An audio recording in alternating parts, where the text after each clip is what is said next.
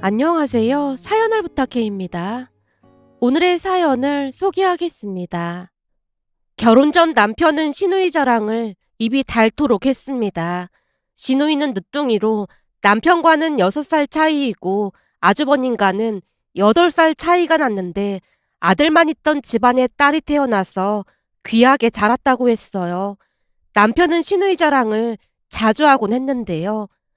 말도 마. 우리 부모님이 딸을 낳고 싶어서 셋째를 엄청 바랐는데 안 생기더래. 그래서 그냥 포기하고 있었다는데 생각지도 않게 생긴 거지. 엄마가 노산이라고 걱정을 많이 했다는데 그래도 꼭 낳고 싶었다고 하시더라고. 근데 노산보다 더 큰 문제가 기다리고 있었어. 더 큰 문제라니? 무슨 문제? 그게 할머니가 태몽을 꾸셨다는데 태몽에서 시꺼먼 돼지가 나왔다잖아. 뭐? 돼지? 그럼 아들 꿈 아니야? 내 동생 태몽도 그런 비슷한 돼지 꿈이었거든. 맞아. 딸을 원했는데 시커먼 돼지가 나왔다고 하니까 사실 실망을 많이 했다고 하더라고. 근데 나중에 대반전을 일으키고 우리 민영이가 태어난 거야. 그랬으니 가족들이 얼마나 기뻤겠어. 우리 아버지가 그렇게나 눈물을 흘리셨다고 하더라고. 그러긴 했겠다. 셋째도 아들인 줄 알았는데 딸이 태어났으니까 진짜 좋았겠다. 그럼 집안이 완전 축제 분위기였지.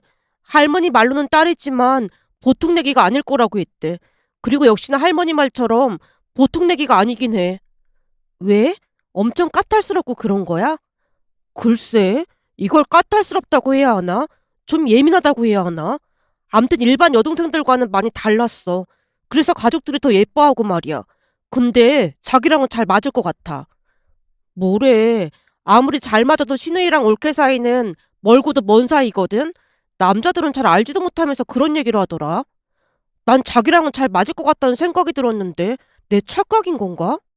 만나기만 하면 신우이 칭찬을 하는 남편이 못마땅했기에 남편 말을 곱씹다가 조용히 물었습니다. 나랑은 잘 맞을 것 같다니? 그건 무슨 의미야? 그게 사실은 형수님하고 상극도 그런 상극이었거든. 거봐, 내가 그럴 줄 알았어. 그럴 줄 알았더니 그게 무슨 뜻이야?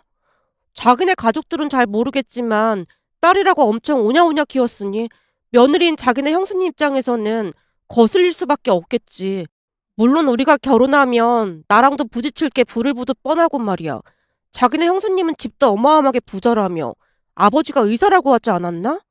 오, 맞아. 그래서 서울 강남에 집도 해오고 그랬다며.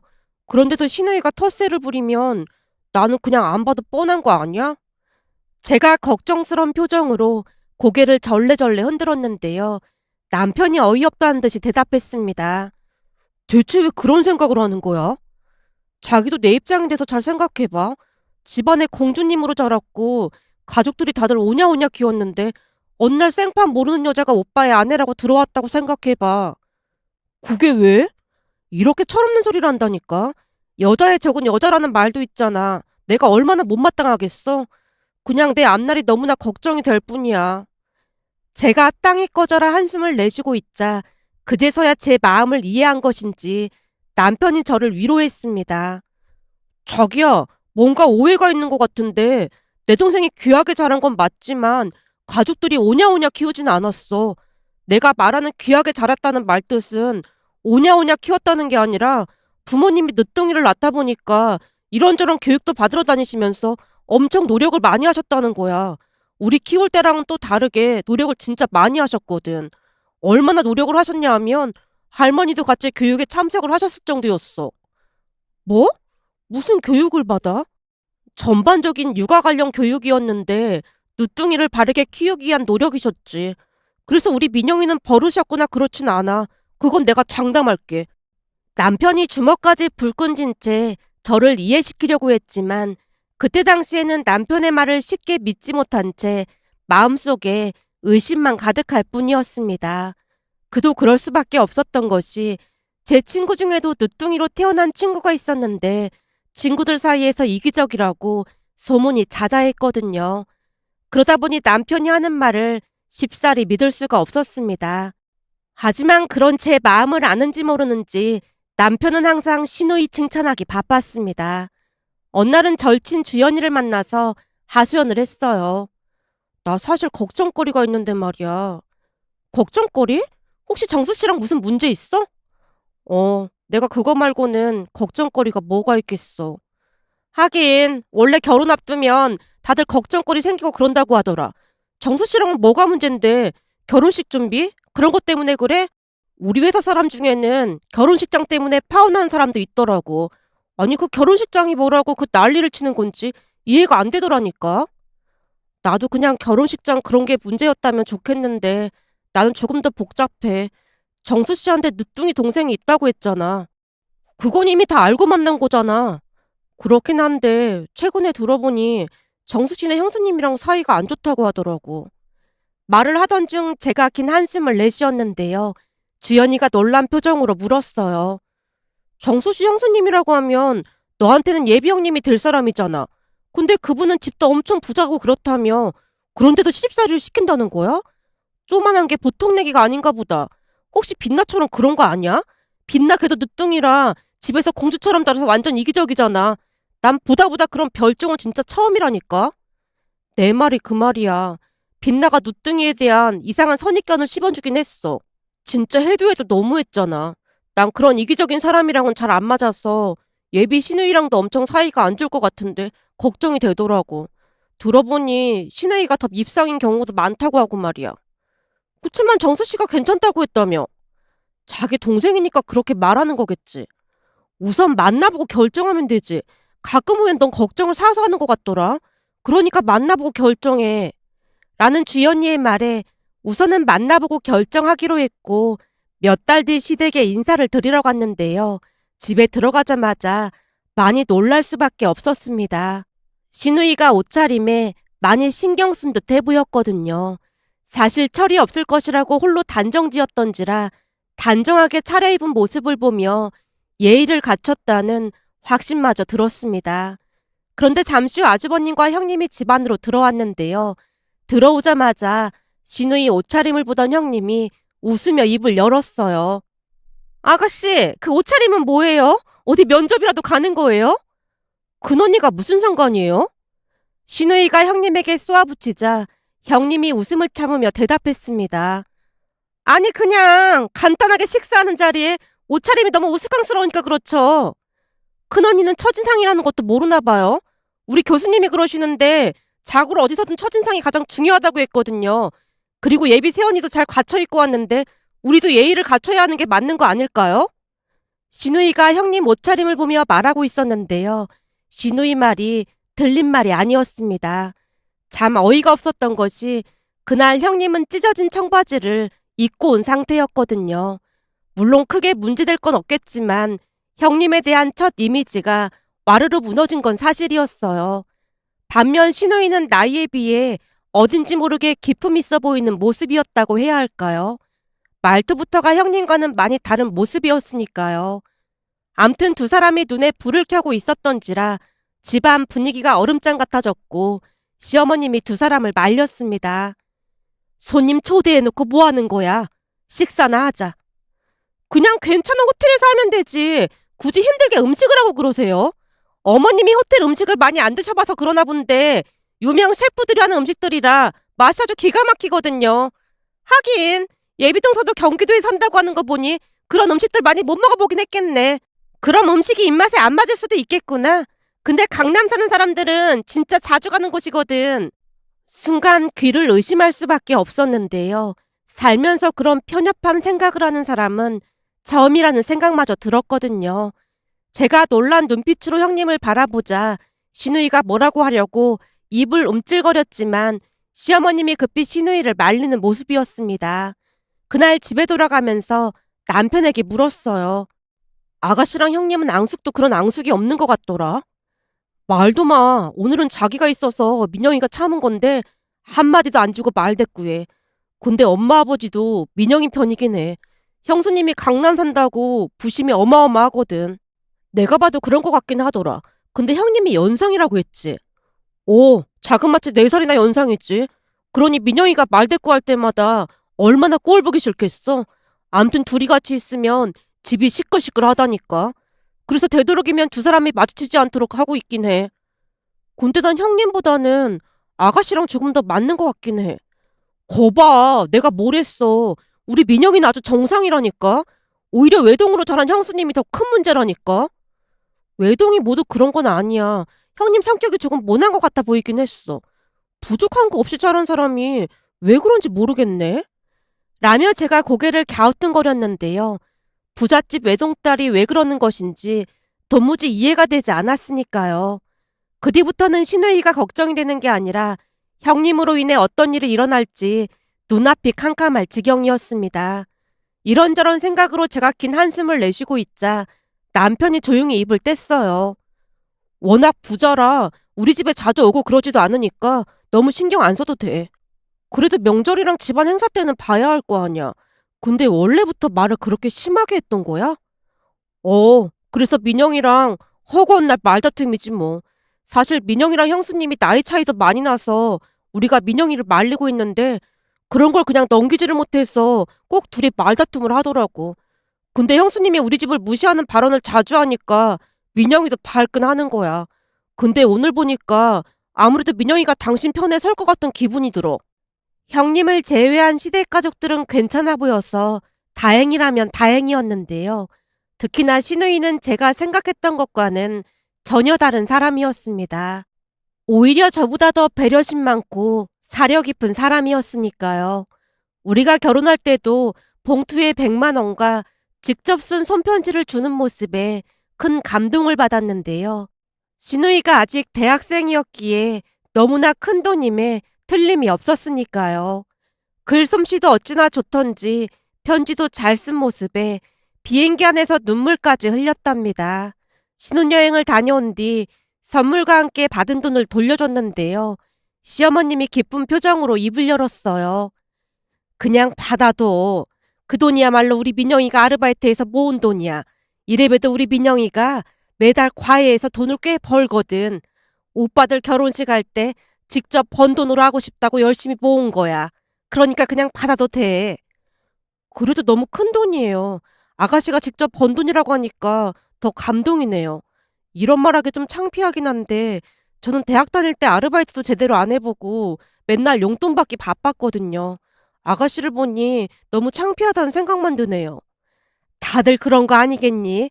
우리 딸은 속에 능구렁이가 들어있는 것 같다니까. 근데 난 너한테 더 고맙구나. 제가 한 게 뭐가 있다고요? 아니지. 마음 써준 것에 대해 고마워하고 있잖니. 난 너처럼 마음 써주는 사람이 더 편하고 좋더구나. 시어머님의 진심 어린 말에 저도 모르게 얼굴을 붉히고 있었는데요. 시누이가 기다렸다는 듯이 입을 뗐습니다. 그러게 누구한테도 똑같이 100만 원 했는데 이상한 말만 하던데. 라며 시누이가 피식 웃고 있었어요. 그날 집에 돌아가면서 남편에게 물었습니다. 혹시 형님이랑 아주버님 결혼할 때 축의금 때문에 무슨 문제라도 있었던 거야? 말도 마. 그때 진짜 가족 모두 식겁했잖아. 라며 남편이 잠시 양미간을 찌푸리다가 있었던 이야기를 해줬는데요. 남편 말에 의하면 형님과 아주버님 결혼식에도 시누이가 과외 아르바이트로 열심히 모은 100만 원을 축의금으로 했던 모양이었습니다. 하지만 신혼여행을 다녀오자마자 형님이 시누이에게 말했다네요. 아가씨, 혹시 제가 부자라 선물 좋은 거 사오라고 100만 원이나 준 거예요? 그게 무슨 말이에요? 아니, 아가씨 수준의 100만 원은 좀 큰 돈이 아닌가 싶어서 그렇죠. 그래서 곰곰이 생각해보니까 선물을 좋은 걸로 사오라고 하는 건가 싶더라고요. 제가 좀 잘 사는 것 같으니까 그만큼 돌려받을 줄 알고 그런 거 아닌가 싶어서요. 큰언니는 매사 왜 빚고 와서 말하는 거예요? 그럼 혹시 순수한 마음으로 줬다 그 말인 거예요? 가족들끼리 대가를 바라는 것 자체가 이상한 거 아닌가요? 우리 가족은 그렇게 살아본 적이 없어서 큰언니가 그런 말 할 때마다 많이 낯설고 그러니까 말 조심해줬으면 좋겠네요. 신우이가 정색을 한 채 말을 하자 형님이 비웃듯 다시 입을 열었다네요. 그럼 아가씨 주려고 사온 이 백은 안 받아도 된다는 거죠? 큰언니, 사람을 뭘로 보고 그런 말을 할 수가 있어요? 내내 이상해서 물어보는 건데 언니는 집도 부자라면서 왜 그렇게 꼬인 거예요? 꼬이다니요? 내가 뭐가 꼬여요? 가족끼리 꼭 대가가 있어야 한다는 것처럼 말하는 것도 그렇고 제 입장에선 이해하기 어려워서요. 그리고 저는 그런 명품백 관심 없으니까 안 주셔도 돼요. 대학생이 그런 백 들고 다니는 거 자체가 좀 그렇잖아요? 명품백 맨다고 그 사람이 명품이 되는 건 아니잖아요. 그러니까 말을 할 때 품격 있게 하는 법을 좀 배우는 게 좋을 것 같네요. 돈만 많다고 해서 다 되는 세상은 아니잖아요? 아가씨랑 나랑 나이 차이가 얼마나 나는지 알면서 지금 저를 가르치려고 드는 거예요?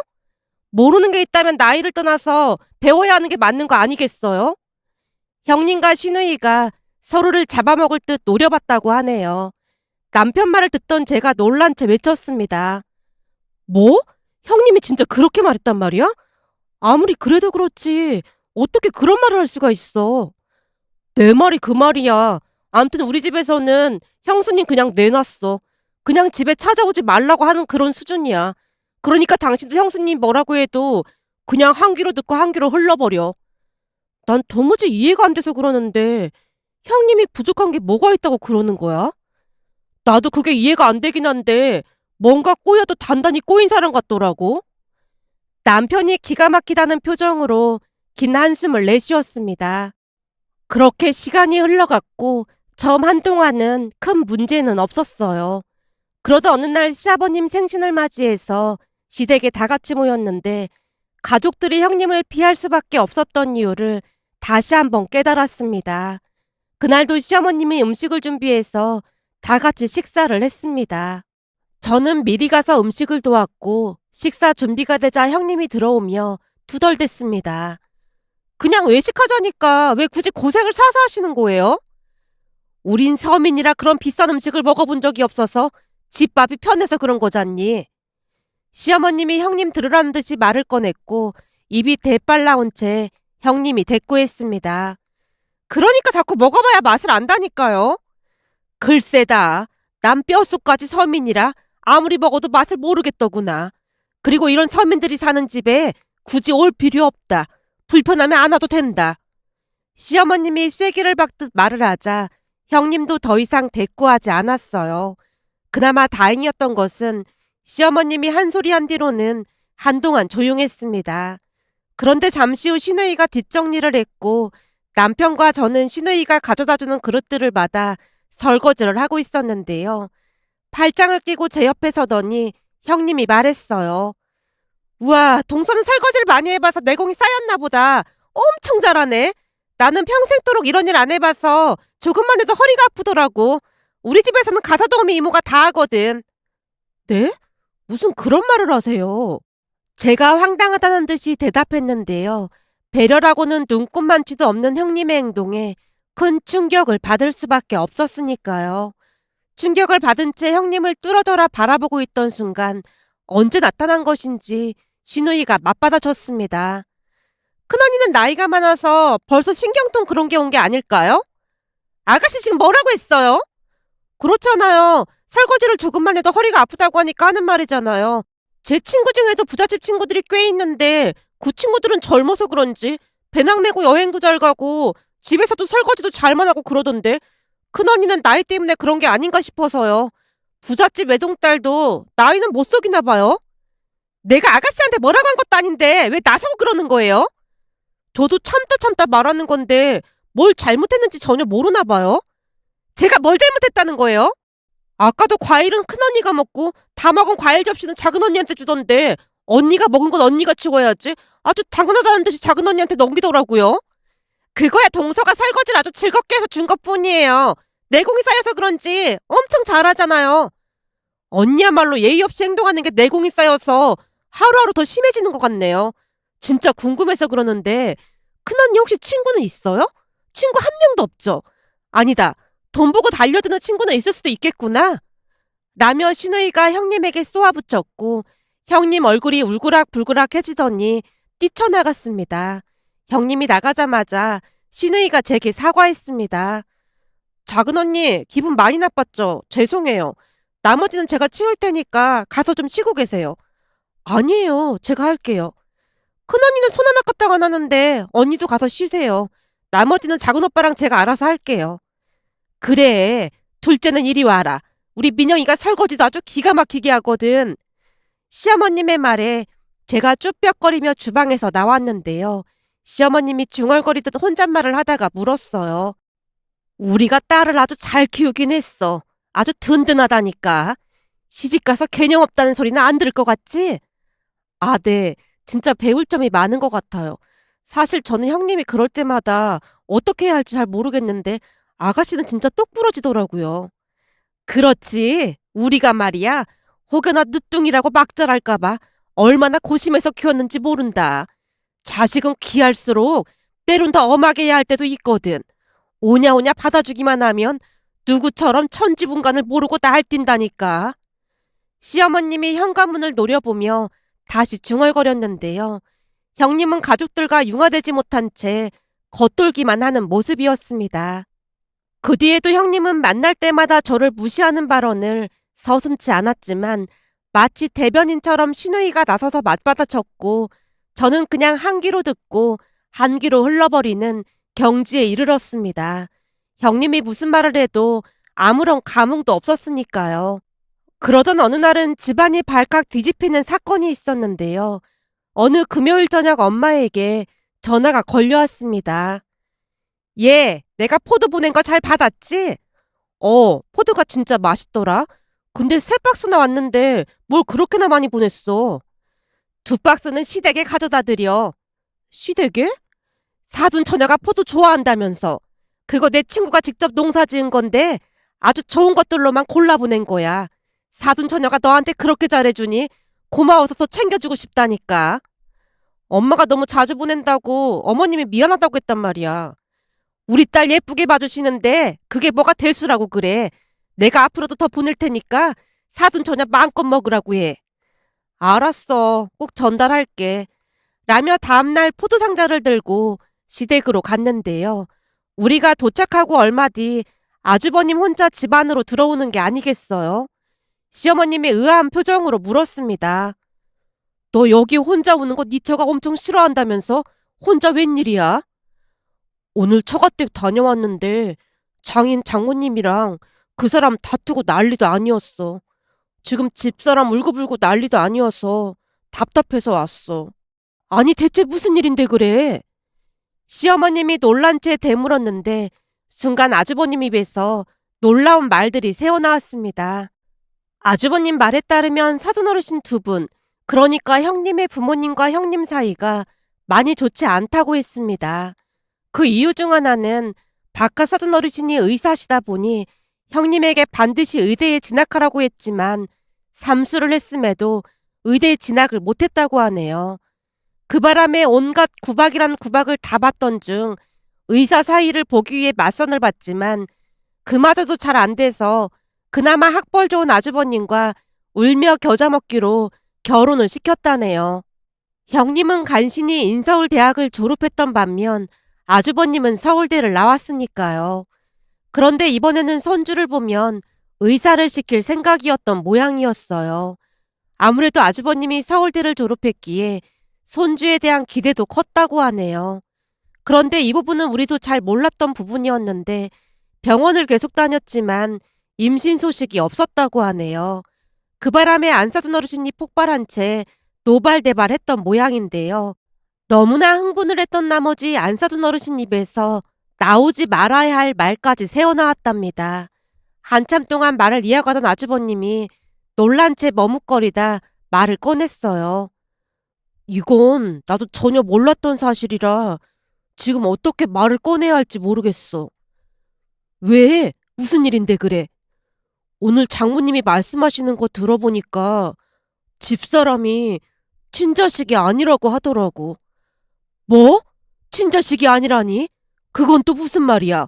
그럼 입양을 했단 말이야?